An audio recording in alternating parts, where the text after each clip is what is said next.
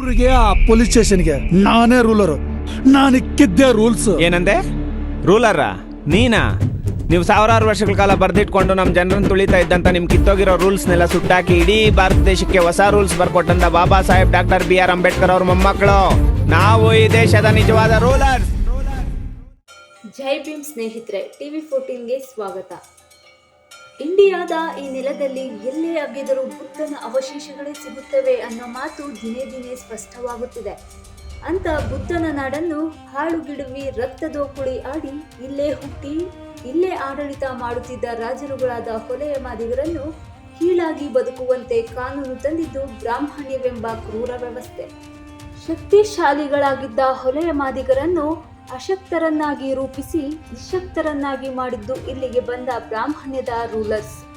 ಇತಿಹಾಸದಿಂದ ನಮ್ಮವರು ಪಟ್ಟಪಾಡು ಅಷ್ಟಿಷ್ಟಲ್ಲ, ಹೆಜ್ಜೆ ಹೆಜ್ಜೆಗೂ ನೋವು, ಸಂಕಟ, ಸಾವು, ರೋಗ ರುಜಿನದಿಂದ ಬಳಲಿದ ಸಮುದಾಯ ನಮ್ಮದು.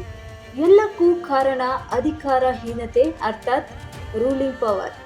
ಬಾಬಾ ಸಾಹೇಬ ಡಾಕ್ಟರ್ BR ಅಂಬೇಡ್ಕರ್ ಸಾಹೇಬರು ಬರುವವರೆಗೂ ನಮ್ಮ ಸ್ಥಿತಿ ದುಸ್ಥಿತಿಯಲ್ಲಿತ್ತು. ಆ ಮಹಾನುಭಾವ ಬರೆದ ಸಂವಿಧಾನದ ಮೂಲಕ ಈಗ ಅಷ್ಟೋ ಇಷ್ಟೋ ಉಸಿರಾಡುವ ಸ್ಥಿತಿಗೆ ತಲುಪಿದ್ದೇವೆ. ಇದೇ ಕಾರಣಕ್ಕೆ ಸಿನಿಮಾ ಅನ್ನುವ ಮಾಧ್ಯಮ ಕೂಡ ತೀರಾ ಇತ್ತೀಚೆಗೆ ನಮಗೆ ದಕ್ಕುತ್ತಿದೆ. ತಮಿಳಿನ ಪಾರಂಜಿತ್, ಮಾರಿ ಸೆಲ್ವರಾಜು, ವೆಟ್ರಿಮಾರನ್, ಮರಾಠಿಯ ನಾಗರಾಜ್ ಮಂಜುಳೆ ರೀತಿಯಲ್ಲಿ ಕನ್ನಡದಲ್ಲೂ ಅಲ್ಪ ಸ್ವಲ್ಪ ಪ್ರಯೋಗಗಳು ಆಗುತ್ತಿವೆ. ಜಟ್ಟ, ಕಾಟೇರ, ಪಾಲಾರ್, ಭಾರತದ ಪ್ರಜೆಗಳಾದ ನಾವು, ಧೈರ್ಯಂ, ಸರ್ವತ್ರ ಸಾಧನ ಮುಂತಾದ ಚಿತ್ರಗಳು ಇಲ್ಲಿನ ದಲಿತರ ಹಳೆಯ ಬೇರುಗಳಿಗೆ ಹೊಸ ಚಿಗುರನ್ನು ನೀಡುವ ಕೆಲಸ ಮಾಡುತ್ತಿವೆ. ಅದರ ಸಾಲಿಗೆ ಸೇರುವ ಚಿತ್ರವೇ ರೂಲರ್ಸ್. ಹೌದು, ಕಳೆದುಕೊಂಡ ನಮ್ಮ ಅಸ್ಮಿತೆಯನ್ನು, ಅಧಿಕಾರವನ್ನು ಮತ್ತೆ ಪಡೆಯುವ ಯತ್ನವನ್ನು ಚಿತ್ರದ ಮೂಲಕ ಕಟ್ಟಿಕೊಡುವ ಯತ್ನವನ್ನು ಯುವ ಹೋರಾಟಗಾರ ಸಂದೇಶ್ ಮಾಡಿದ್ದಾರೆ. ಅಂಬೇಡ್ಕರ್ ಜಯಂತಿಯ ಸುತ್ತ ಹೆಣೆಯಲ್ಪಟ್ಟಿರುವ ರೂಲರ್ಸ್ ತನ್ನ ಖಡಕ್ ಡೈಲಾಗ್ಗಳ ಮೂಲಕ ಕುತೂಹಲ ಹುಟ್ಟುಹಾಕಿದ್ದಾರೆ. ಊರಿಗೆ ಆ ಪೊಲೀಸ್ ಸ್ಟೇಷನ್ಗೆ ನಾನೇ ರೂಲರು. ನಾನು ಇಕ್ಕಿದ್ದೆ ರೂಲ್ಸ್. ಏನಂದೆ? ರೂಲರ ನೀನಾ? ನೀವು ಸಾವಿರಾರು ವರ್ಷಗಳ ಕಾಲ ಬರ್ದಿಟ್ಕೊಂಡು ನಮ್ಮ ಜನರನ್ನು ತುಳಿತಾ ಇದ್ದಂತ ನಿಮ್ ಕಿತ್ತೋಗಿರೋ ರೂಲ್ಸ್ನೆಲ್ಲ ಸುಟ್ಟಾಕಿ ಇಡೀ ಭಾರತ ದೇಶಕ್ಕೆ ಹೊಸ rules ಬರ್ಕೊಟ್ಟಂತ Baba Saheb doctor BR Ambedkar ಅವ್ರ ಮೊಮ್ಮಕ್ಕಳು ನಾವು, ಈ ದೇಶದ ನಿಜವಾದ ರೂಲರ್. ಇತಿಹಾಸ ಮಾಡಿದ ದ್ರೋಹ, ಕುತಂತ್ರಗಳ ಎಳೆಗಳು ಸಾಲು ಸಾಲಾಗಿ ಬಂದು ಹೋಗುತ್ತವೆ.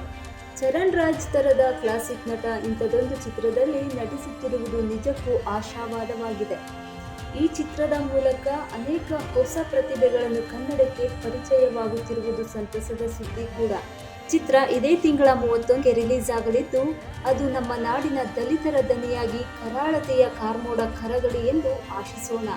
ಚಿತ್ರವನ್ನು ಗೆಲ್ಲಿಸುವುದು ನಮ್ಮೆಲ್ಲರ ಕರ್ತವ್ಯವೆಂದು ಭಾವಿಸೋಣ. ಜೈ ಭೀಮ್.